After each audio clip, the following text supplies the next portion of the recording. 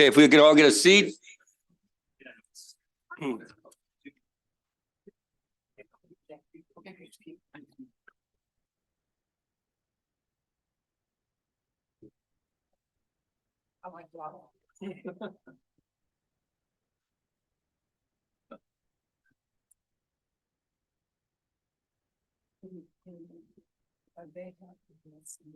All right. Whoa.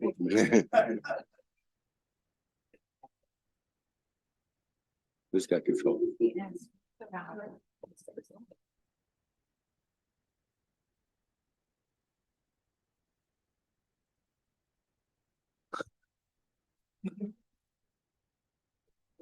Hello? Okay. That's better. Morning, everybody. It's still morning. Hard to believe. Today, we're going to start off with a briefing on transportation issues and funding. We've been talking about this for a couple of years, and the day has come.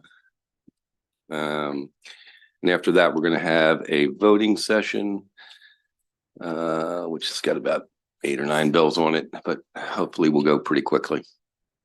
But at hand now, Mr. Secretary. Yes, Secretary Wiedefeld, we're going to let you start off. Certainly bring up your team, yeah.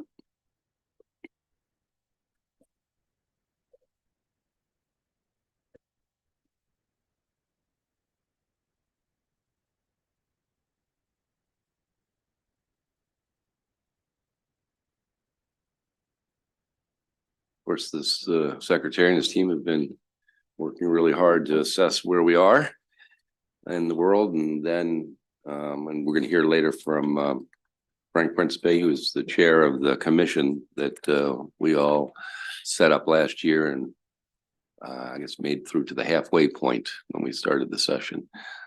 So it's a report that there was a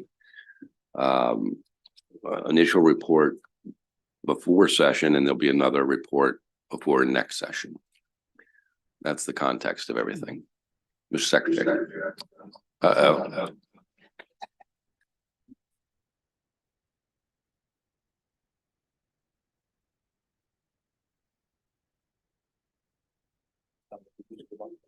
Jack?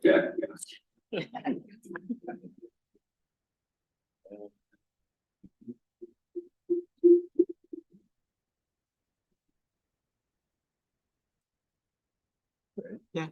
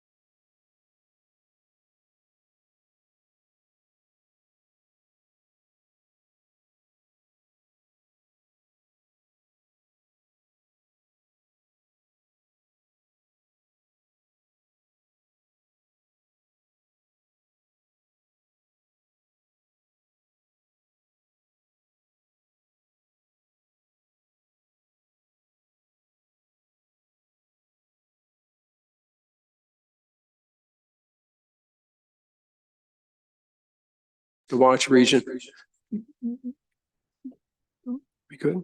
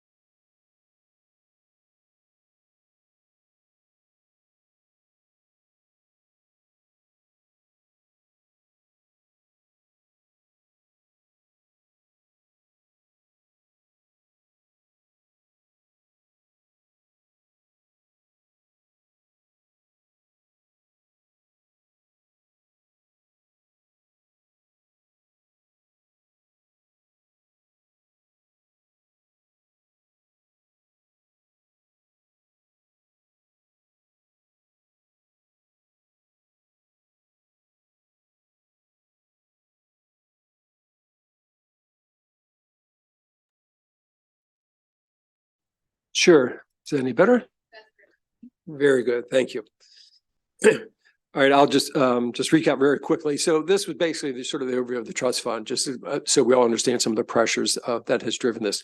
Now I'd like to move into how we develop the final Mr. CCP. Secretary, on this question of the transit in both cases, those dollars really made up for losses in revenues that came from people not using transit. Is that accurate? Did they help to actually, did they help the system in any way beyond sort of dealing with the immediacy of COVID?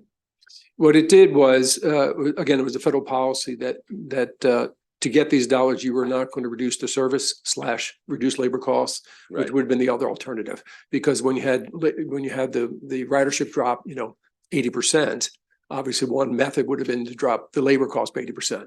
And just given where we were at that time was, no, we want to keep these people employed for lots of reasons. Most importantly, because the people they were serving were the people that were keeping a lot of the systems that we all depend upon, where they don't have opportunities to stay at home, for instance, hospitals and things of that sort. So that was the logic. So it did recoup some of the, in effect, the revenue, but more importantly, kept the labor employed. But didn't do anything to improve the system in any way? No, it was basically providing the exact same system that was out there pre-COVID. What's changed, obviously, is even though it's these dollars were supporting that, the revenues also have not come back because ridership has not returned to pre-COVID levels. So that's another stress on the trust fund. Right, and that's the cliff you were talking about. And what's the nature of that? In the Wise. Sure, in the Washington region, it's 750 million per year, which Maryland roughly covers about a third, $250 million per year historically. And I'll talk a little bit about what we've proposed to do on that. Right. Okay. And the Baltimore area? Baltimore area, we've been managing that along the way, in effect. So we've been making those decisions. Again, as you know, it's a different animal in the Washington region where we're dealing with Virginia, the district. It's a different budgeting cycle. All that's a little different. Okay. Okay. So in developing the final CTP, just so we're all aware, when we develop the capital program and draft, we start actually in the previous fiscal year. So we started in fiscal year 23 because it takes that amount of time to build a program to be out on the street in September. So when we did that and we went out in September, we had a roughly a $2.1 billion hole in the program. There were some costs that did go up that brought it up to 3.3.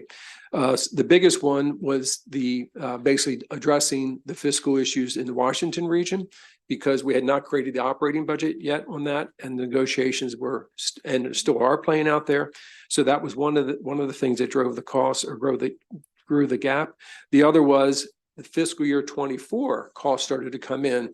A lot of things that were contractually related, for instance, Amtrak costs, CSX costs, the mobility system in Baltimore, labor agreements, all those played out in 24, which grew that number as we were out talking about the draft program in the fall.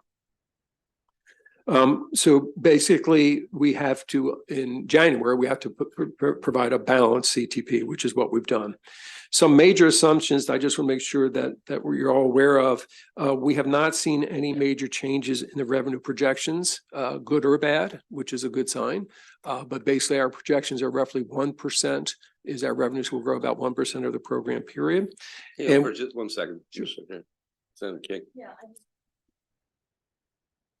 I just had a question that I just wanted to follow up on the last question. Does the state have to pay the overages for the Frederick Douglass Tunnel? Right now, the Frederick Douglass Tunnel right now, where it commits 450 million, and that's where we are. Okay, thank you. So I'm sorry. Of course. So this gap that you referred to, over $1 billion. Right. And can you go into that just a little bit more? I mean, that's a huge number. And have that come upon in a short period of time, maybe to help the committee understand how that comes about. Of course. Well, again, the largest portion is the WMATA funding. So basically, we were not assuming those dollars when we went out with the draft last year. But as that was playing out, and when I went out at Mako and during the tour, I kept referencing, and that does not include this issue yet.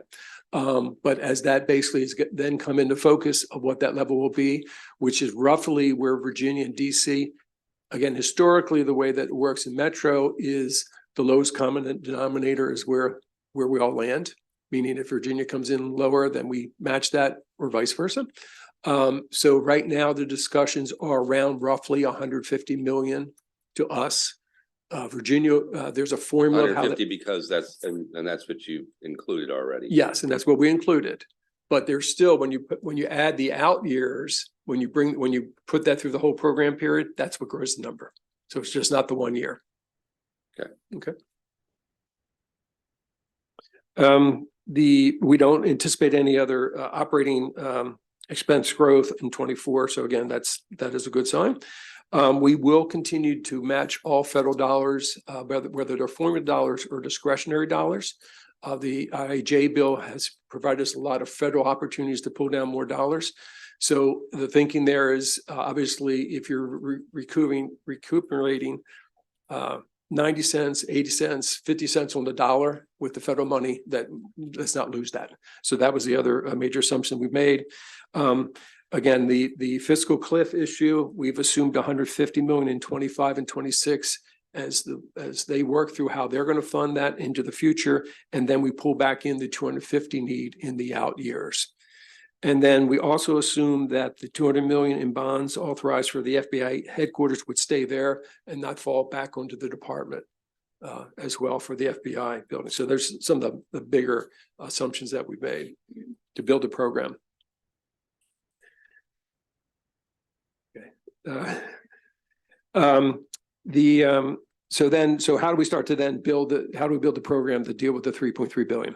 And I'll get into some of this a little bit more detail, but at a high level, the governor's proposed using 150 million of rainy day funds to basically really address some of the user impacts in the transit system, particularly.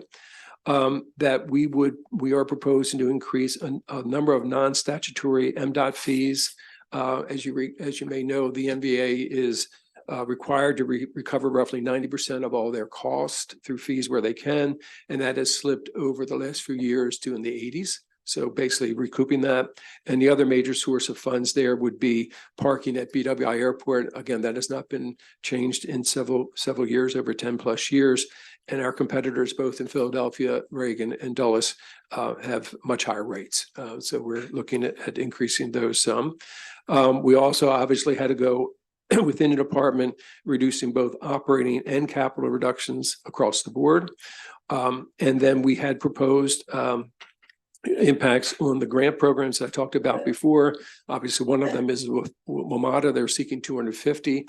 Basically, what we're suggesting is 150 for them. And then the LOTS programs, both on operating and capital, and the highway user revenue, maintaining the current rate into the future was the original proposal. One thing I do want to make, I think is important to keep in mind is that we still are doing a lot of work at the department. The program is still $20 billion program. So there is a number of projects that are underway. Some of these include obviously the planning design for the Red Line, the construction of the Purple Line, the Frederick Douglass Tunnel just mentioned, the Howard Street Tunnel, the CSX, so that we can double stack for the Port of Baltimore, the American Legion Bridge planning, and the FBI, which I also mentioned earlier as well. In terms of the $150 million that the governor's proposed to basically for fiscal year 25 only, basically what that does is it brings back the HER grants to the current level, which they were anticipating in 25, which is roughly 18%. It was to grow from 15.5% to 18%. So basically we would honor it in 25. The lots program on the operating side of the house, we were proposing a 40% cut originally. That is now no longer needed. So we bring those services back up to the local governments. The commuter bus program, we had unfortunately had to propose eliminating the entire program. We are not going to eliminate the whole entire program, but we will still reduce some of that service, and Administrator Arnold can get into some of the details there further. State of good repair at MTA was important. We had done some cuts there, and we do not want to do that because it puts us in a position as we go after the money for the Red Line, you have to show that you're maintaining your system. So we wanted to bring that back. We had also proposed cutting the Mark Line service in the Brunswick area, both in terms of reducing middays or expanding the midday service. We were not going to do that. And we currently run 3 trains out to West Virginia, and we were going to reduce that to 1, but we brought all of that back as well with the 150. And there's some things internally to MDOT. There's some IT and cybersecurity issues that we feel put us at a risk that we wanted to bring back in. The MVA, we initially proposing eliminating evening service on Thursday evening, as well as Saturday hours, and some limited branch offices, both in Baltimore County, Montgomery County. And obviously the implications of that would be for people that can't get off work to use those services. So we brought that back. And there's some contractual services at BWI, and this is generally cleaning and things like that, that we felt we did not want to slip on. So that's the $150 million that we brought back into the program, that we're suggesting back into the program. So with that, obviously we will have to do some things in this legislative session, some BRFA action on the highway user revenue, because for 26, again, this is a one-time fix to 150. So we'll be back to dealing with the issue in the highway user revenue in the out years. So there's some language we have to deal with that. Zero emission bus, there was a deadline or a commitment to do that in a certain time period. The reality is the industry is not there. So we have to basically address that issue and change that. And then also one of the fees that we were looking at is eliminating the stickers that you put on the back of your plate. But we have to do that obviously with the legislature as well.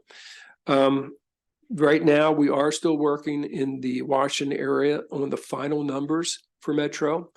Again, it's a formula based on the services that are provided, and depending upon where Virginia lands on that and where DC lands on where their number is we'll adjust that number, that 150 to reflect that. But in effect, we put down a marker of 150, and they're sort of rallying around that number. And then we have to start the MDOT fee increases, that process to do that, which we'll be doing next month. There's a current freeze on anything of that nature right now by the General Assembly. And Holly and her team will start to do the commuter bus public hearings and analysis for that as well. And then clearly we want to work obviously with the legislature and with the train commission going forward in dealing with the much larger issues that we're trying to deal with the trust fund. So with that, we're here to take any questions or comments that you have. Great. Senator McCray. Thank you, Mr. Chair, and thank you, Mr. Secretary, and to your team for the presentation. Mr. Secretary, it goes unbeknownst that obviously I have a significant amount of concerns deep frustrations with what's actually taking place with your CTP. And I think that it's important that you get a visualization of a face of what the constituents are, because I'm not sure. I know you know about the MTA, but in 2023, I just want to make sure that you can see these people that you're impacting. I think that I'm going to start with HUR. You know how it adversely impacts Baltimore City. When I think about the MTA, I got 4 kids, 2 of them being stakeholders in your MTA system. And I drop my daughters off to that bus stop each and every day. And I've written my administrator letters, I've written you letters, and I've also written our governor letters about the underwhelming satisfaction of our MTA system. The buses not only come late sometimes, the buses not only ride a different route that they're not supposed to ride sometimes, but the buses also sometimes don't come. And my privilege gives me the opportunity of owning 1 or 2 cars to say, when you don't perform or your system doesn't perform, I can take my kids to school. Unfortunately, when I'm riding them to school, because of this flaw in your bus system, I'm driving past so many students that do not have the ability to do what my family is doing. Sit that aside. We're investing so much money in this blueprint. We're investing so much money as the state of Maryland in education. We're failing our young scholars if we cannot do the simple thing of getting them to school. Let me be clear, when they do get to school, they still get that check mark that they're either late, and sometimes some of them may defer and say, I'm not going to school today because your transportation system failed them. I think about not only our students, I think about the ridership, and you talked about the decrease in ridership. So help me understand, even if I wanted to ride the bus, I understand the environmental impacts, I understand the cost impacts, I understand how this moves us in the right direction. If your system is not coming or do not come on time, what do you think that ridership can do? We can supplement that all we want to do with the federal help. But the riders don't participate back in the system because they don't have a certain level of confidence in the system. Mr. Secretary, so once I get past the students, once I get past the people that would participate, let's think about those workers that have to get to work. So I'm not talking about some of the privileged areas in Baltimore City. I'm talking about Darley Park. I'm talking about South Clifton Park, New Broadway East. When those folks don't have a car, they don't have a vehicle. They have so many obstacles in their way to survive each and every day, but a failed transportation system should not be one of them. Then I think about the road show. And I think that was a little bit disingenuous because we knew that these challenges were coming in front of us. But we went to each and every jurisdiction and we still did not come with a reality of what's about to take place. And then December, a couple weeks before we come into session, we then get to see you put forward a budget that's unsatisfactory and do not complement the survival and the satisfaction of my constituents. I look at your budget and I'm glad that you took the opportunity to course correct for that 1 year. That 1 year. But as you prioritize other jurisdictions, and you talked about if that 150 didn't hit the mark, we may have some extra money. Imagine the folks that are hearing something like that and knowing that they aren't the priority.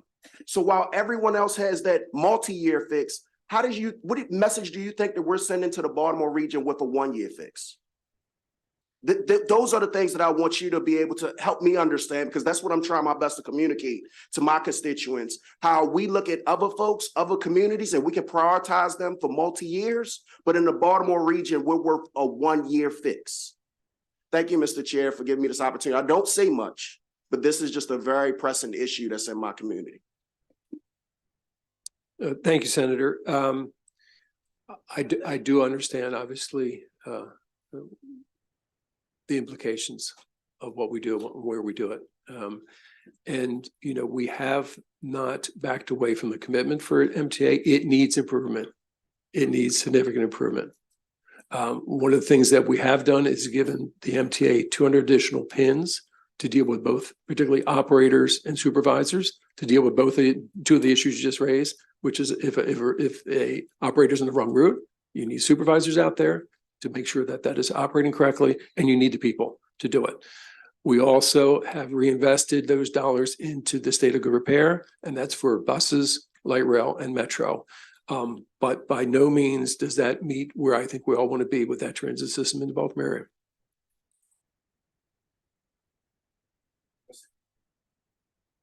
Yeah, it's a- Mr. Chair, I'm not going to hold my committee hostage, but what I would say is, Mr. Secretary, I would hope that as you make these important decisions going forward, that you would engage some of the people that are directly impacted by the decisions that you make. You did not give them that ability when you made those decisions, but convening and helping us joining with the legislators to help convene it so that you can see the face. So that you can see the face of the young man that is trying his best to level set his life from Baltimore and get the opportunity to work in Annapolis, to be able to see Annapolis. You know how many people from Baltimore don't even get the opportunity to see what their government look like?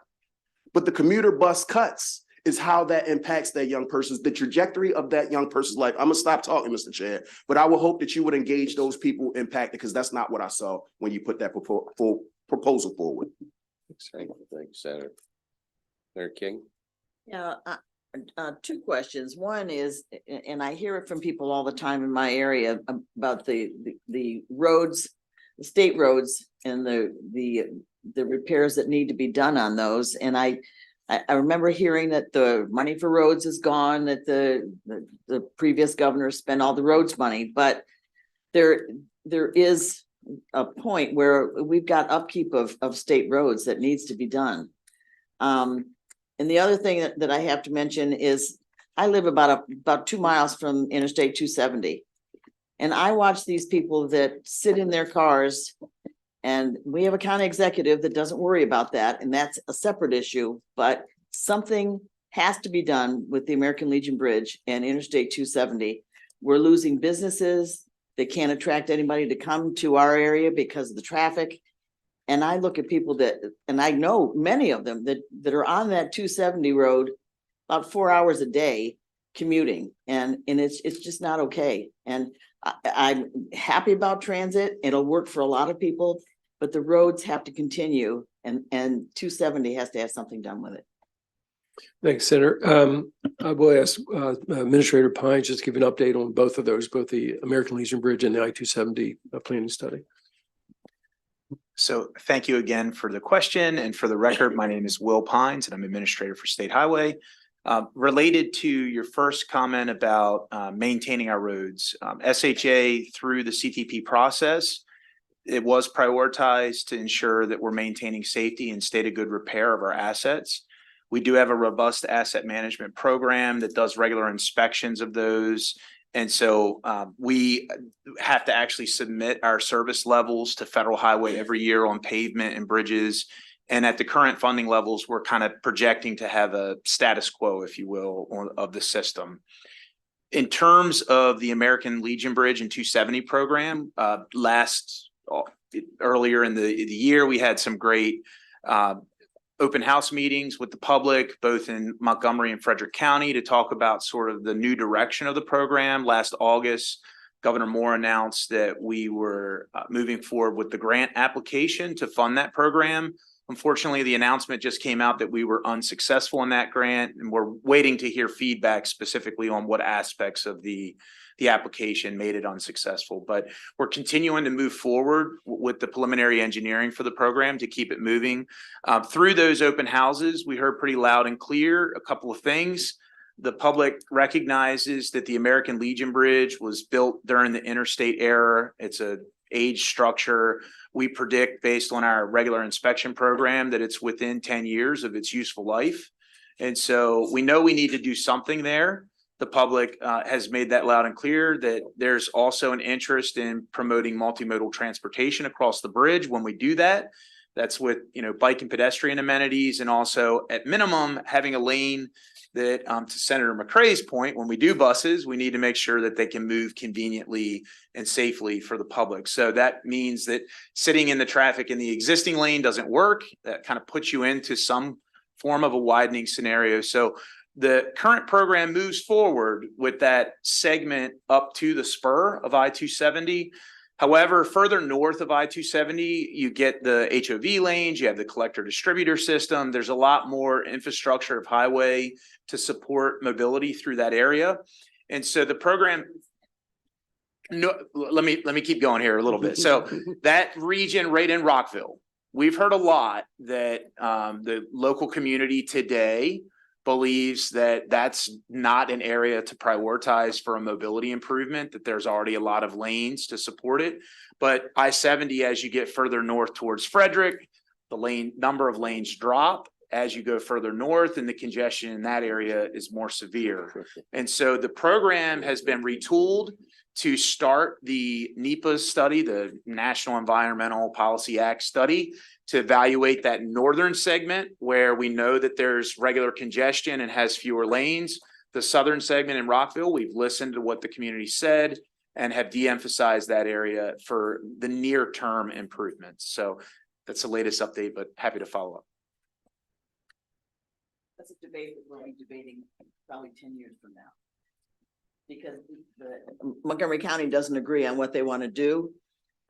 People in the down county want only transit and the people in the up county want roads. So I don't know how that ever gets settled, but that's the problem. I think what I'm trying to say, though, is that the reason for that split, why does that exist? The number of lanes substantively reduces as you go further north. So the up county experiences worse traffic because there aren't lanes to support it. And so we know that, and that's why we're starting the multimodal study, which will look at transit and all of the options through that corridor. But we recognize that 270 has problems too, but the biggest choke point is at that American Legion Bridge. Senator Corbin. Thank you, Mr. Chair, and thank you guys for the presentation here today.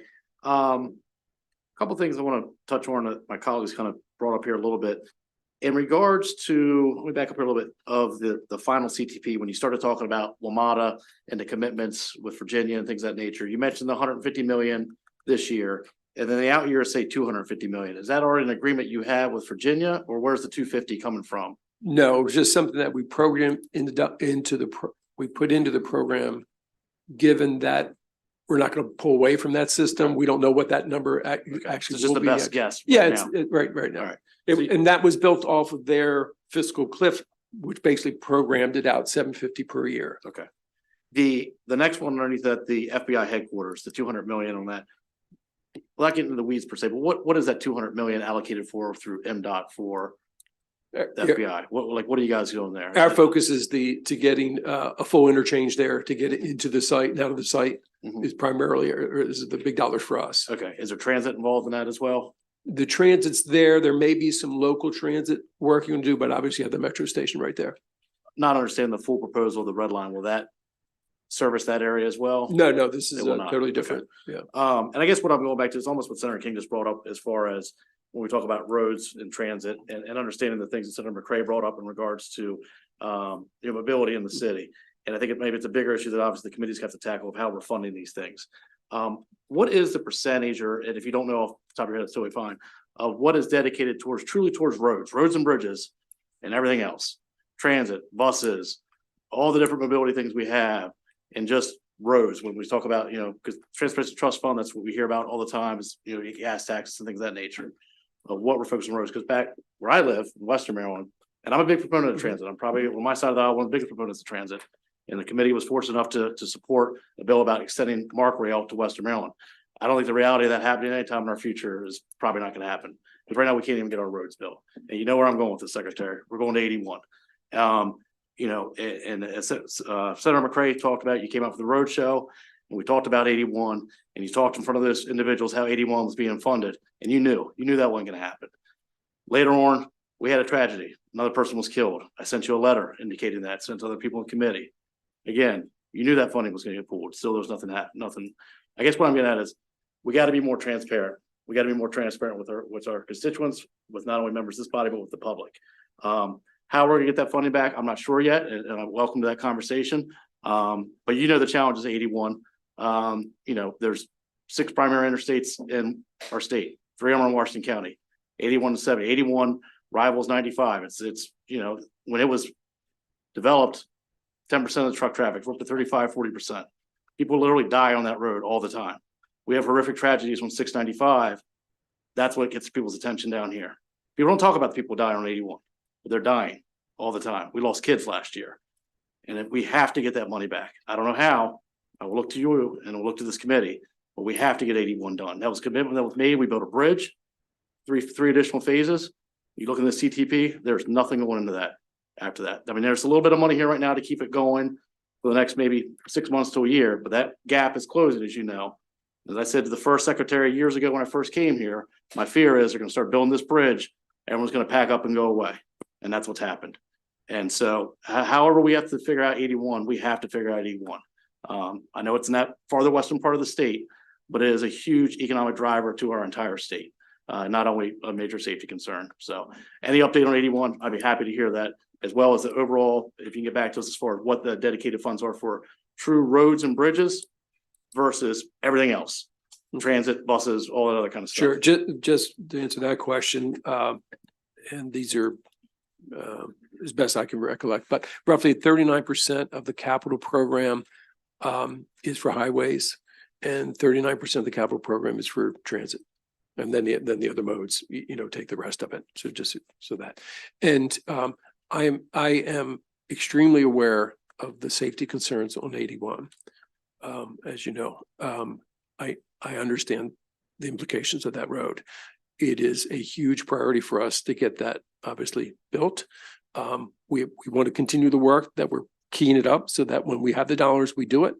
But I'm very, very well aware of that one, as well as 15 in Frederick County, or just, as you know, just roads that we have to deal with from a safety perspective. And yes, there's economic portions to that as well, with Volvo and different things that are out in that area. But it is something that we're committed to getting there. We need some dollars to do it.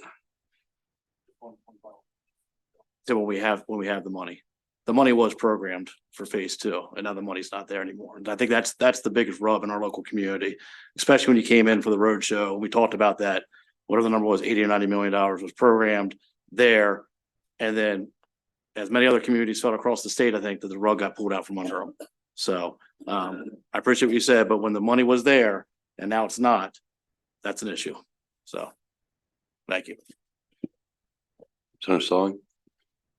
Thank you, Mr. Chairman, and thank you, Mr. Secretary, and your group for the information. As we see the existing funding and the comments, and you said one word, which I think is important: priorities. And throughout the state, we've had priorities. We've had, for the previous year, we've had some construction being done this year and the following years. But I think our committee would love to see a priority list, because there's things that were out there already, but they're not now. So the importance of what you're hearing right now, of certain areas and certain people in their districts, of importance in theirs. But we would like to know that if you do have that priority list, and we could have that, so we can have those conversations and get back with you. Just knowing those things are not just important to me, but important to all of us. So if we could get that, I think would be a help. Yes, sir. Thank you, Mr. Chairman. Senator Hoffman? Thank you, Mr. Chair, and thank you, Mr. Secretary. Just focusing on, I appreciate the restoration of the MVA branch operations, particularly having an eye towards ensuring folks who maybe work 9 to 5 can still get there.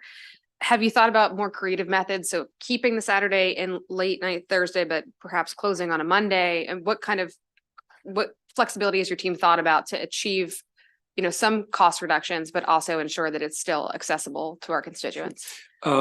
Just to be clear, all the modes still have to do cuts.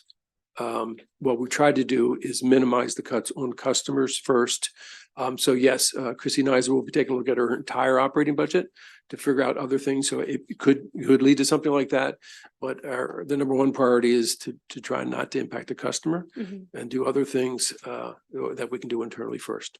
Okay, thank you. And Mr. Chair, just one more question. There's reference in here towards to competitive grants at the federal level. Can you speak a little bit to your approach there? In an ideal world, what does that look like, and what you think realistically we can achieve with extra federal dollars? Right. Some of those dollars we actually compete for, and others we've been very fortunate just to get. So for instance, the Frederick Douglass Tunnel was one like that.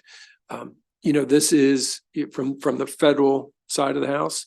This is sort of a once in a lifetime opportunity, so we don't want to miss that. So if there is another opportunity to pull down dollars, we will try to do that.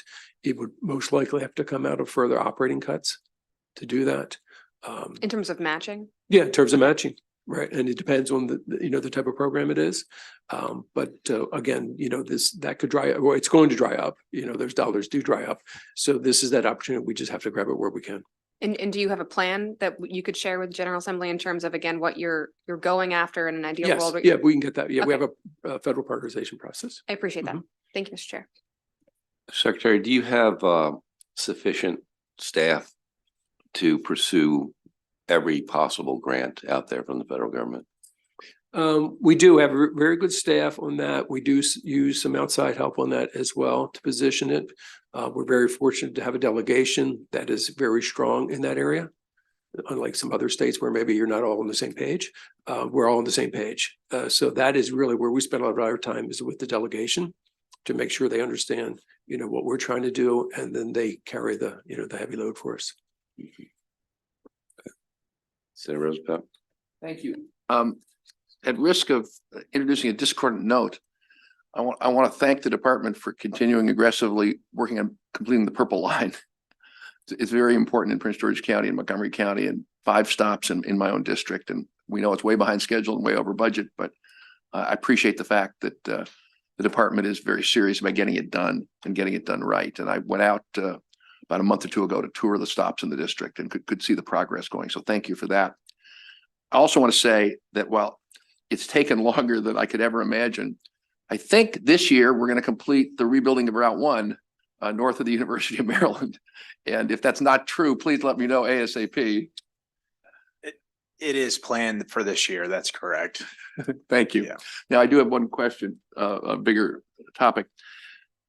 Do you have any revenue sources other than the gas tax that are sensitive to inflation? I mean, the titling tax, I guess, to a degree, right, would be one. I can't, off the top of my head, I can't think of any others. Anything you can think of from that perspective? Probably the titling tax would be the biggest. Okay, and just a suggestion here, and I know the commission is looking at all these options. I mean, I think thinking forward in terms of as we try to restructure the financing system for transportation, looking for opportunities to make sure that we are making the revenue sources sensitive to inflation, I think is an important strategic issue for the long run. To the extent that you guys can look at that and have other ideas, I think it would be helpful. Thank you, Mr. Chairman. Senator Bailey? Thank you much, Mr. Chair, and thank you, Mr. Secretary, for coming. Recently, I was very privileged to have you and the deputy come down and talk to us about the Thomas Johnson Bridge. And, we were there, I was there not long ago with our federal delegation. And they had their meeting right there at the base of the Thomas Johnson Bridge. And they said, and they told all the constituents that came that they had, all these constituents had the federal backing. We have the money. All we need to do is Maryland just needs to elevate it, and we can pay for this bridge. And I met with you all about this. And, we built a bridge across the Potomac River that served 10,000 people a day, right? The Thomas Johnson Bridge serves 30,000 people a day, right? Thomas Johnson Bridge is literally held together with nuts and bolts wrapped around the columns to hold it together. If you get in the water down around the water line, you can literally swim up to it, run your arms and legs in the cracks. The bridge is in jeopardy, right? And it has been. And we're talking about the fact that this bridge and the Navy base is competitive. The state of Maryland and the federal government has been dumping a lot of resources there. And now people in Calvert County and the lower end of Calvert County I've heard it said numerous times. They said, now we have a new bridge. We can live cheaper in Virginia and we can just drive over to our jobs. Right. But the fact is, now that we're building another SCIF and the federal government and these defense contractors are requiring people to come back to work for security reasons. Working at home doesn't work when we have this. Over 70% of the people in that area live and work there with the base. We need help with this bridge, and the feds and the federal delegation have said, we have the commitment. You have it. All the state of Maryland has to do is step to the plate, and we will provide the money. And I'd just like to know where we are and how we can move the ball forward so that we can go back to our constituents and all these defense contractors. Right, we're doing this year, we're projected to do over $50 billion with the defense contractors in that area. Right, that's a big, significant issue. Number one place in the United States for STEM jobs. Right, and we've got a bridge that people can't get across for hours at a time on a day. Just don't understand it. I'd like to know, the plan moving forward.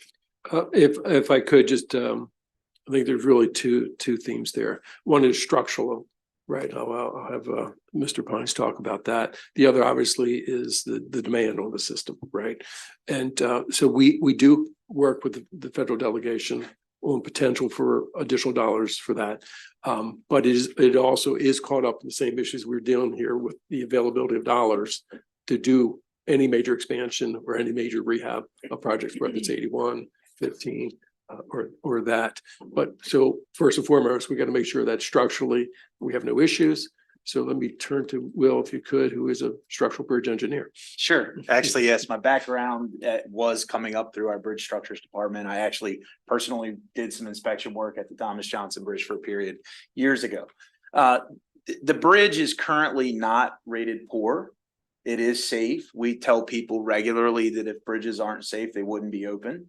So we have an annual inspection program that goes out every 2 years, looks at each of these bridges and reports that information to the federal highway. So I don't want anybody's takeaway to be that the bridge is unsafe. We do know that there are condition issues for an aging bridge, and you probably see us out there working pretty regularly.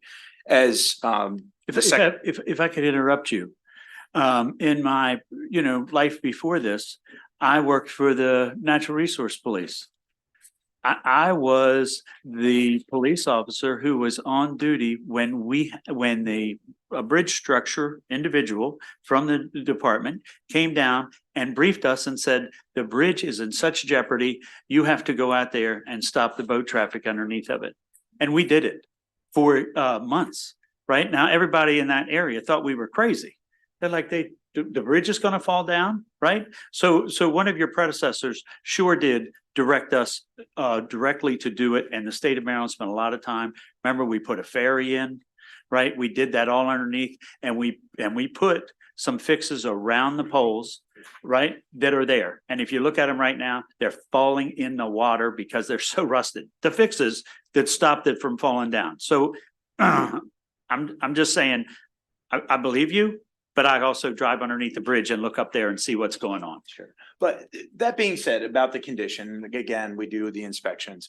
We do have $2 million programmed to keep the project moving forward. The project does have a NEPA decision that has the record of decision. The $2 million is advancing critical work that will help position us for a project. This includes doing a navigation study and geotechnical work to be able to determine what kinds of foundations are appropriate, et cetera. So I don't want your takeaway to be we're not working on it. We do have work activities ongoing, but as the secretary mentioned, we don't have the match funding to leverage the federal dollars for the full project. Okay. Senator Jackson. Thank you, Mr. Chairman. Thank you for the presentation. Thank you, Senator Bailey. I'm on the northern end of the Calvert side. We have, the Calvert Cliffs nuclear plants over there, the liquid nitrogen gas exporting facility along the bay. And Mr. Secretary, you mentioned the dollars or the funding challenges that we have with dredging. I know up and down Chesapeake Beach, in those areas, there are some concerns regarding dredging going forward. So I would appreciate being a part of, or at least getting an update regarding the dredging along those areas. Please include me on the Thomas Johnson Bridge as well. Those are all of our constituents. And when we talk about the $52 million for highway user funds that got placed back in for with the $150 million, Going forward, there are huge concerns in our region of the state, as we've talked before.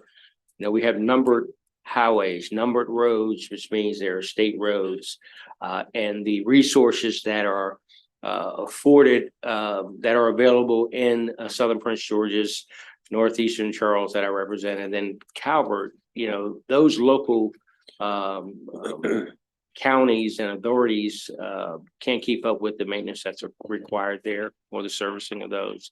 And I would certainly like to get some sort of update on what we're doing about those roads, whether we're talking Route 5 or Brandywine roads or 231 or all those numbered roads down there as well. So if you could, I'd appreciate that. And lastly, Mr. Chair, talked about the titling. Could you go into a little bit more of the challenges you mentioned about titling going forward? You said something about the vehicle or the upkeep of the vehicles going forward. On your first issue, Senator, I'll follow up on a number of them if Thank I you. could in more detail with you. So the titling tax is basically the cars are lasting longer, people are buying them and they're holding them longer. So we're not getting those dollars in at the same rate that we were getting before. It's not significant like the motor fuel tax, but it's just another little blip that we're dealing with as well right now. Yeah, It's putting downward pressure on the trust fund. Understandable. So the idea is, and I don't know if this is for the commission or for you or for you both, dealing with titling, dealing with our fuel tax with the EV vehicles, any conversation about taxing or tire tax or because these roads are still being used. Yes. And no matter how long I maintain my vehicle, again, for us who are anywhere across the state, particularly in the rural areas, when you have those excessive vehicles, these farm equipment vehicles that are, driving across the road versus along the road where it's been engineered to sustain the pressure. But these vehicles are crossing, the farmers are crossing from one side to the other, is causing some damage. There's no shoulders on those roads. So any conversations about, tire tax or? Right. There has been some, the train commission and Mr. Frank will talk about that briefly, the chairman of that group, but by and large, there's sort of three levels there we're talking about. One is pure electric vehicles, the plug-in vehicles and hybrid vehicles. And where in that range do we, what, if anything, did we do? Particularly EV, the pure electric are basically not paying any motor fuel tax. And it's compounded because a lot of those vehicles are heavier, right? Pure electric particularly. So the wear and tear, what you just talked about is also part of the equation there. So I think that's a discussion that the train commission that's one of the ones they really wanted to focus on first, because it's a longer term issue that will, over the next 5, 10, 15 years will dramatically change how we fund the trust fund. So it is an active discussion right now with the train commission. Thank you, Mr. Chair. Thank you very much, Mr. Chairman. So no one from my county has spoken about this issue.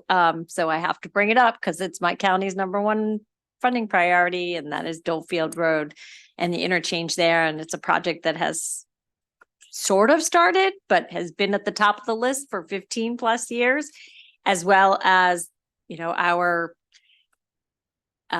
county's disadvantage when it comes to lots funding. We would like to expand it beyond Towson, and the second place I believe on the list is Owings Mills, also up in that area. We have a lot of big employers. It's experienced a lot of growth. We need to get folks from the subway to their jobs. And so that would be an enormous help. And just, I understand resources, but kind of where is it in the list of your priorities?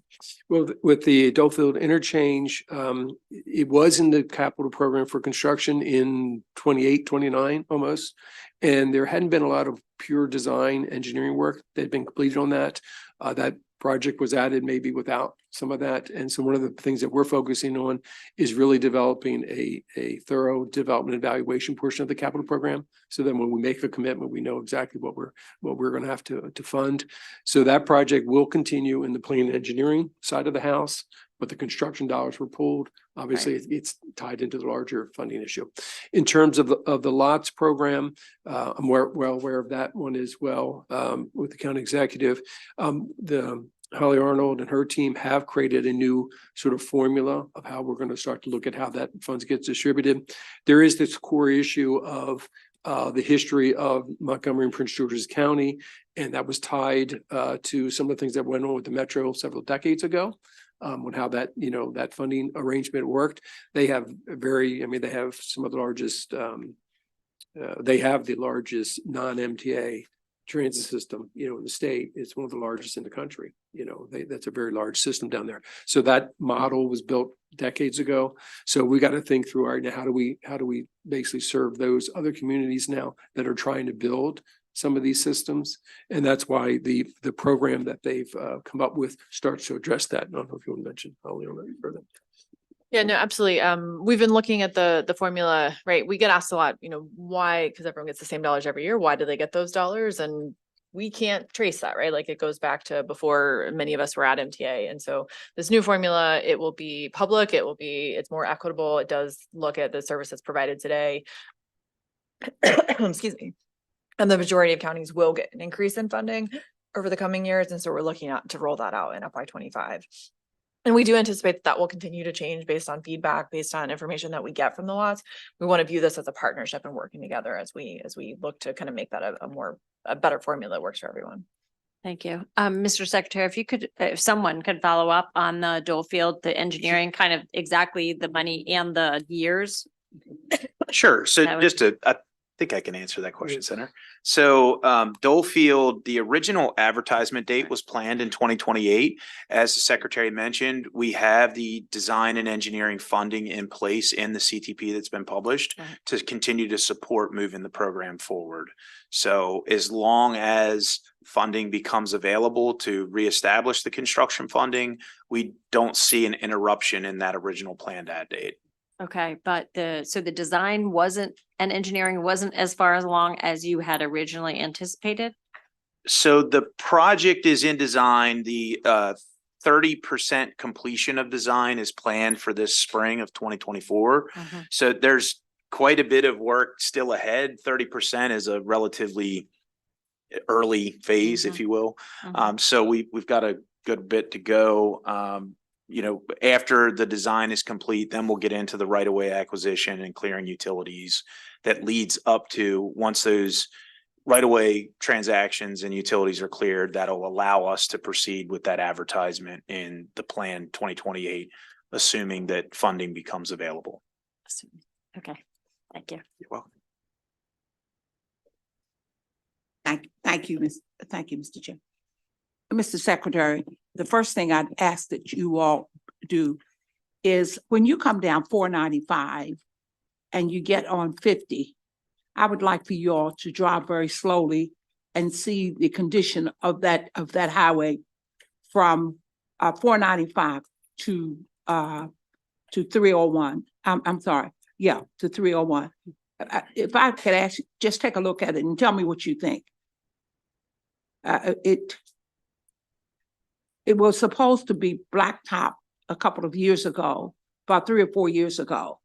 But I can tell you that whoever did that really did not do a good job. I'd ask you all to take a look at that.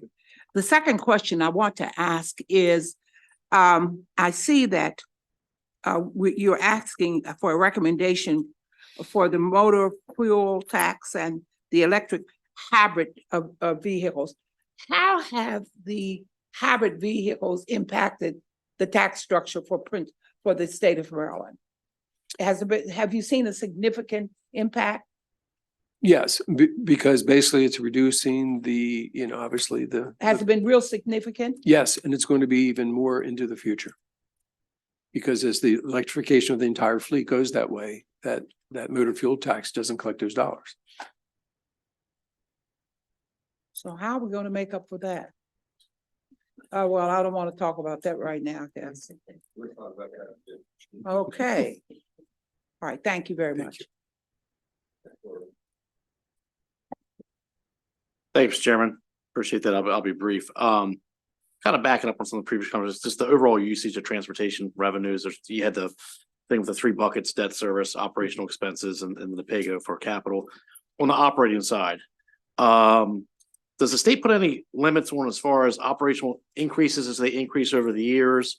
Or is it just your discretion as far as operating? Like, how does that process manage itself? And then as a kind of a follow-up, that can we get kind of historical data, maybe a year or two pre-COVID, because COVID's going to mess some things up, but kind of give a picture of what operating expenses look like, of kind of what that trend has been.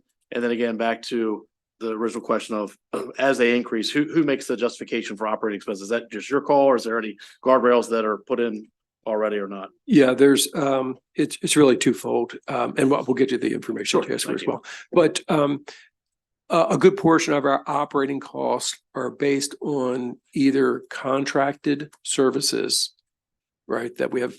So for instance, when we want services from Amtrak or from CSX, that's the bill, right? We can negotiate as best we can, but at the end of the day, they're going to come in and say, this is what it costs. Same way with any of the paratransit services we provide, contracted out, a lot of support for that. The two transit systems are basically through negotiations with Amalgamated Transit Union. So there's a number of those that, yes, we can try our hardest to pull those and keep those, but at the end of the day, it is a negotiation. And it go through arbitration and all those levels. And that is a very large part of our operating budget, is in those categories. In the other categories, we try to keep it down to some level of growth, primarily around inflation, right? Just to keep up. So that's how we generally do it. But there's no cap per se. It says your operation, you can't increase by a certain percentage or anything like that. Yeah, I'm sorry. Future budget years, I think it's capped at 3%, if that's right. Is it 2.5? Okay, but yeah, but there is a cap that basically legislature in the out years keeps us to as we build out the program into the future. Yeah, if you get some information, Yep, on the I'll get it historical for you. data, and then whatever this cap is that you guys Yep. just kind of spoke with, which was a little bit unclear. If we could get some Okay. information on that, that'd be Will helpful. do. Thank you. Okay, I'm going to go to your sheet, path forward, and the legislative session. And I just have a couple of questions about each of these things. The first one, several of us had the opportunity to take a little tour on the electric buses this year. We thank you for that. So I'm interested in the status of when those are going to come online, and then can you go through the BRFA items quickly, just so that, we're always going to hear about them a couple times, but I think it's good to keep our mind on them. Okay, I'll hit on some of the larger BRFA ones, and I'll have Holly get into the electric buses. So the highway user revenue, if you recall, we're at, I think it's 15.5% now. It was to go up to 18% this year, go up again, I believe, and then drops off, if I recall.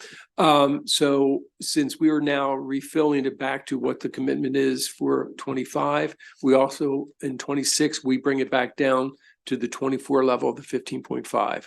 So to do that, we have to put this through the BRFA process, because that's not what we're allowed to do. So that's the one. On the zero emission bus, she can talk to that in a second. The other was we were going to have to do something related to the reduction in state of good repair at MTA, because we're not allowed to do that either without an action. But since we now refill those dollars, that will no longer be needed. And then the third was the stickers for the plates that we have to do. And that's basically the month and the year in the back. Eliminating that also has to go through that process. What about that? Again, it's to keep them, No, to eliminate to it. eliminate them. It saves us, I think, close to $2 billion or $2 million, sorry, by eliminating that. 2 billion would have been. 2 million, yeah, I know. Yeah. That's it. All right, you want to talk about? Yeah, so zero emission buses, and yes, we had a great time showing those off. So we currently have 7 buses that we received that were ordered in prior years, received last year, and have been going through testing. So we're looking to put those into service within the next couple of weeks. So excited to have those out and let people see them.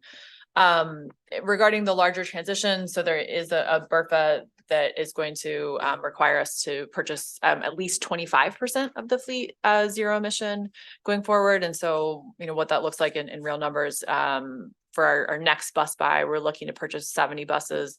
20 of them would be electric and 50 would be clean diesel.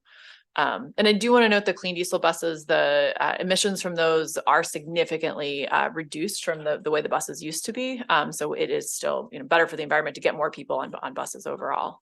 Longer term, we're going to look to kind of build that up, increasing it, I believe, to 50%, and then going back to that 100% as we get further along, as the industry matures and as it is ready to support that.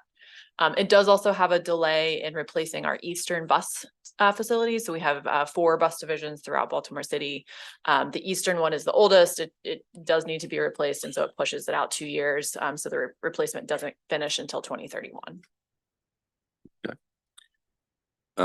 Said something about that. Oh, yeah, go ahead. Thank you, Mr. Chair, and I'll be very brief. How many states operate in this fashion where they don't have the respective month and year on them? Because I assume that's what you were talking about. And second, if that is what you're talking about, what identifier would like our public safety officers know where a tag is expired? A number of our surrounding states do not have them. I believe Delaware and Pennsylvania does not have them, for instance. So the police basically, as you know, they can now electronically look at plates and pull the information electronically just by driving by. So that's I've talked to the state police about it as well. We had also looked at eliminating the front plate. Again, another potential cost savings.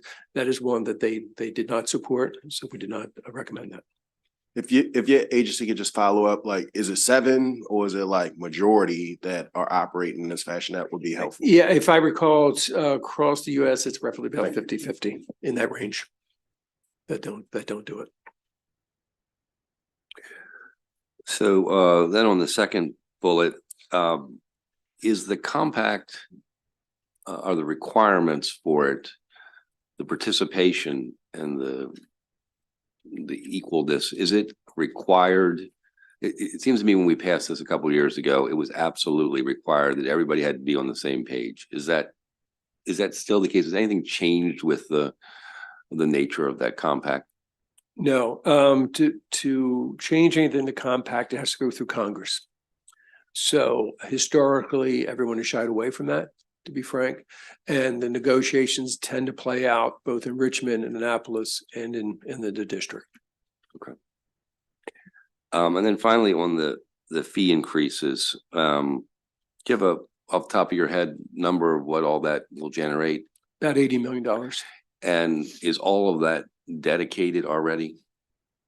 Yes, in effect, it's how we're trying to solve, for the hole that we have. So is it associated with particular services that require the fee, or? In some of the case, in the MVA case, yes, it'll bring back the fees to basically support that function. For the airport, basically, is bringing money back into the trust fund. Any further questions for the secretary and his team? I want to thank you. We know you guys are working hard. I think you also can see that there's a lot of frustration probably built up in lots of ways over years with our system and where things are, and the increased costs certainly didn't help anything. So I think the message that I walk away with, and I hope you would too, is that this committee is very interested and very concerned about projects all over the state. And we know we have a responsibility on our part also to ensure the funding is there. So we're looking forward to continue to work with you very closely. Thank you, Mr. Chairman. Thank you.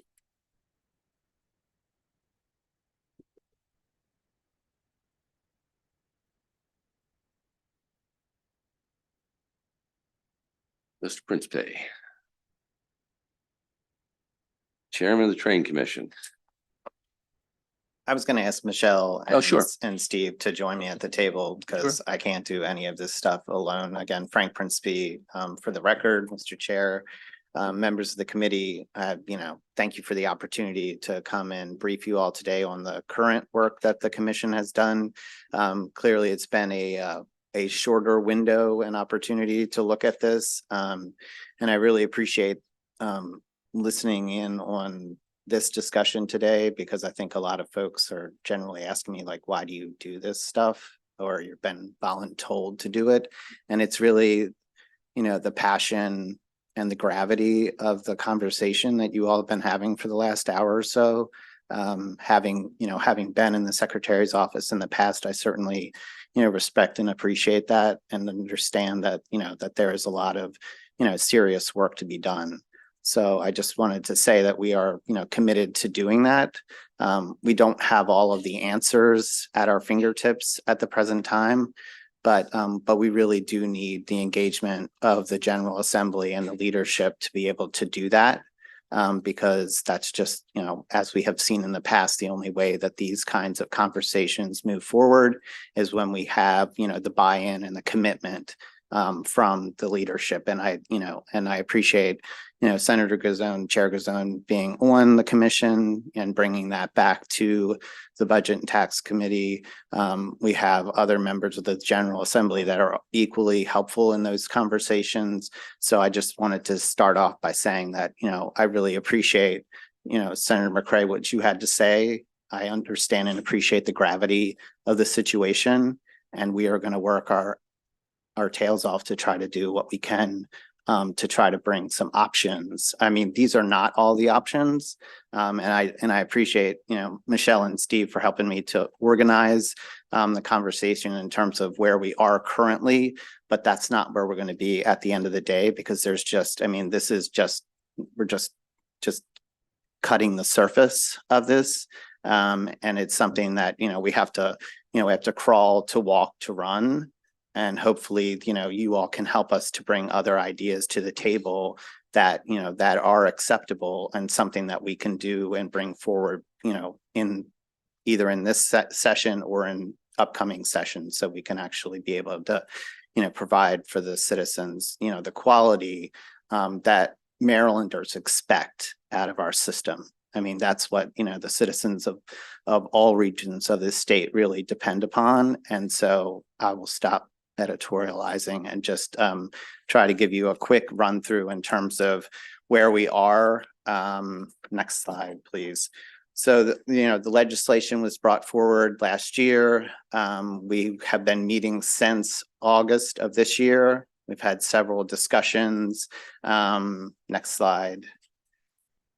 This is the actual charge of the commission as it currently stands. I am not advocating for additional charges as a commission, but I do understand that, it could be a moving target relative to things that the General Assembly, along with the administration and MDOT, may want to put on the table. And we certainly, are open to that, but understand that these are the current items that we have been given to address. Next slide, please. This is the current list of meetings that have been held over the course of this interim. I really do want to thank the commissioners. We have a really dedicated, set of volunteers who come from all over the state of Maryland to have these conversations in a fairly, we had a lot of meetings in a short period of time. We covered a lot of territory, but again, there still is a lot of work to be done ahead. Next slide, please. The current set of recommendations that the commission brought forward for consideration was, we can go to the first, is the EV charge, which was something that has been discussed. And I think that option relative to, recommending that the MVA explore different fee amounts or payment options. I could ask Michelle or Steve to chime in terms of the general range of what we look to see from these. Thank you. So we MVA determined that $220 per EV registration would be an accurate proxy for an annual gas tax payment for a non-EV Maryland vehicle. So we did a couple different scenarios that a $200 registration fee for EVs and hybrids could generate $40 million in revenue in 2025 and would increase to $118 million in 2029.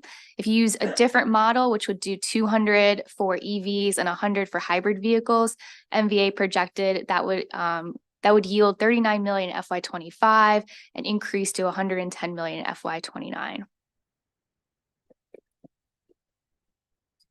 So you recall during the commission, there was some discussion about, they used the word, I don't know, penalize or something along those lines, one of the commission members.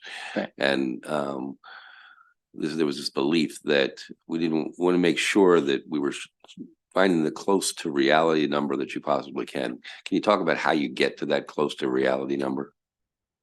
I think that we're looking forward to the discussions that the MBA will have over the course of this conversation, and depending on what, I mean, again, as you know, as we discussed within the commission, Mr. Chair, you know, we weren't drafting legislation as we were sitting there. We were simply trying to put something on the table that we think, you know, was generally agreeable to the majority of the commission. And I think that, you know, they felt like there should be, you know, equal skin in the game relative to the EV users that are currently, you know, using the infrastructure within the state. So I think that, again, you know, the details of that is really something that we'll wait to see, you know, when that legislation comes forward and the discussions that are had around that. Right. And they presumably be coming forward pretty soon. Yeah. So whoever's getting some of those pieces together, I'd like to see the math on that. Okay. Cool. Thank you. Mhm. The second recommendation was around, the commission was recommending that the General Assembly consider requiring MDTA to adjust toll rates, including out-of-state easy passes. You know, there was lots of discussion around this.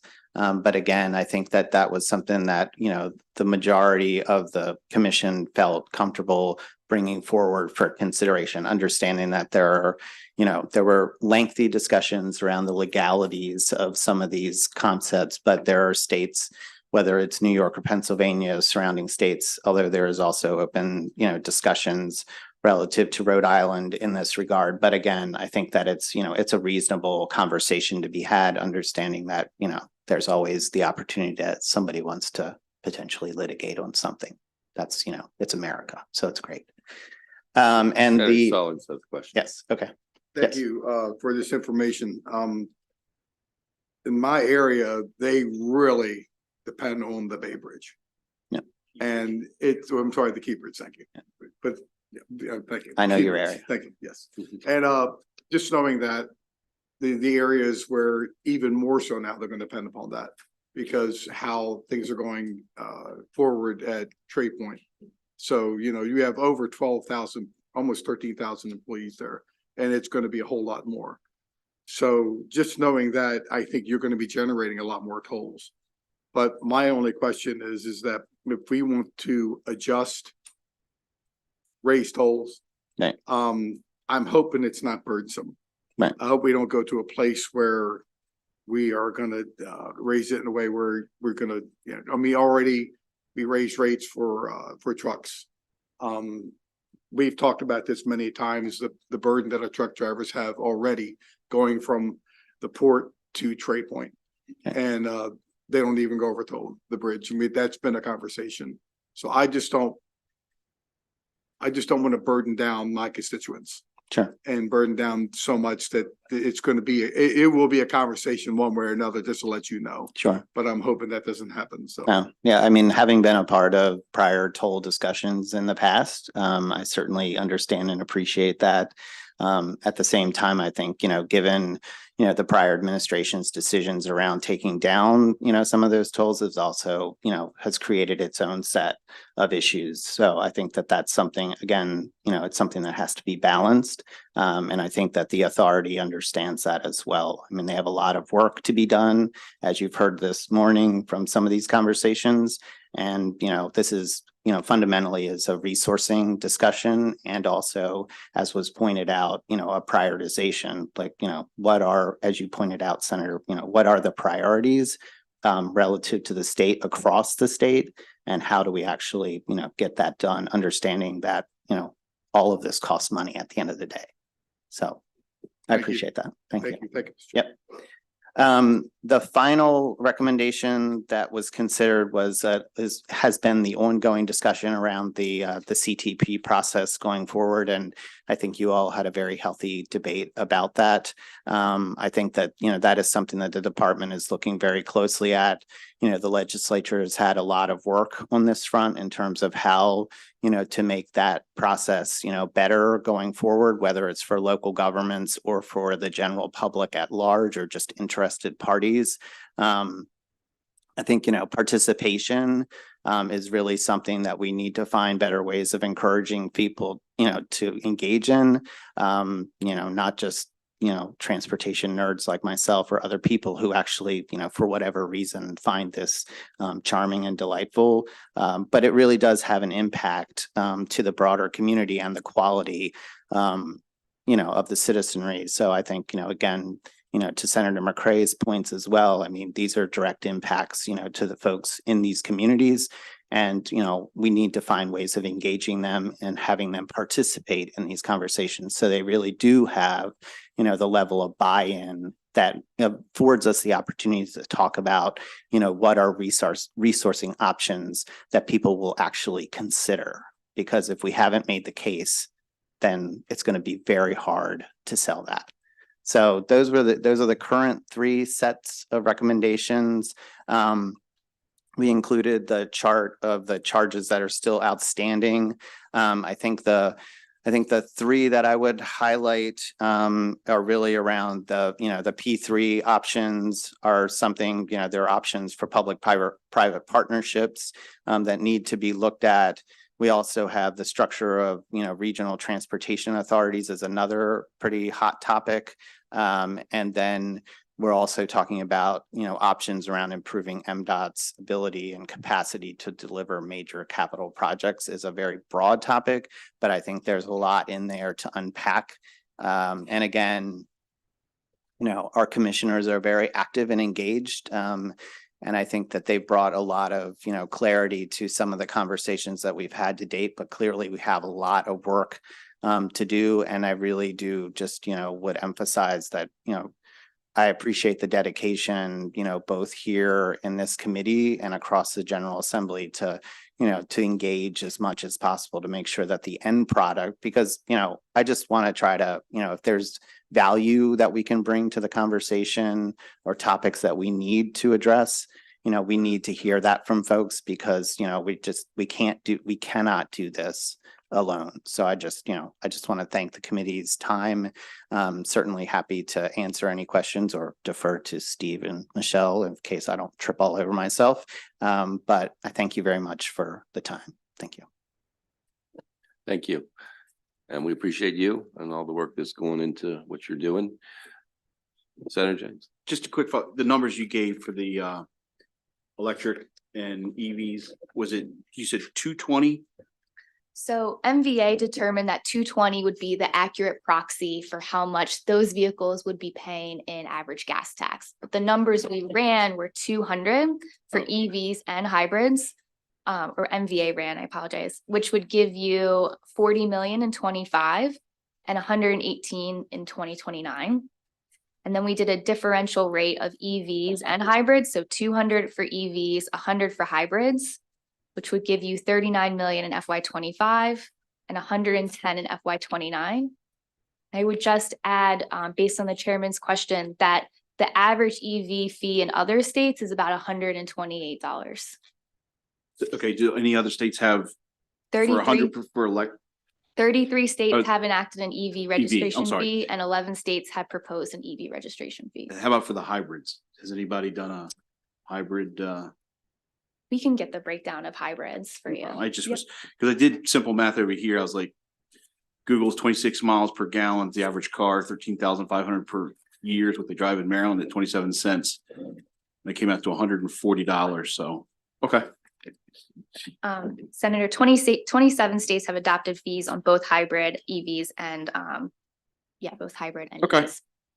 Thank you. I mean, this is something where it drives me crazy when I go to Wawa in the morning and I'm buying my gas and I see everybody else over there charging, sleeping in their car, and I'm like, they're not paying. So not a Republican thing to say, but it needs to change. We have And to do it. I also want to thank, Jacqueline Hartman, along with the MDOT folks, Tony Burgess and the rest of, Paul's team have been extremely instrumental in a lot of these conversations. So, and the Train Commission website has, just a plethora of information. So, when you're, can't sleep at night and you need something, to doze off to, by all means, please feel free to, help yourself to that. But again, I just, thank you again and happy to serve. Thank you, sir. Thank you, Mr. Chairman. Senator Roosevelt. Thank you. To what extent has the commission looked at, or is it looking at scaling up congestion pricing in a significant way? No, I mean, we'll have to get back to you, Senator. I don't, we don't have that currently on the work plan, but it is something that, we could certainly take a look at. Okay, thank you. Yeah. Any other questions? Thank you very much. Okay, thank you all. Appreciate it. Have a great day. Thank you. What? Yeah. So we're gonna take, let's come back a quarter after, start voting.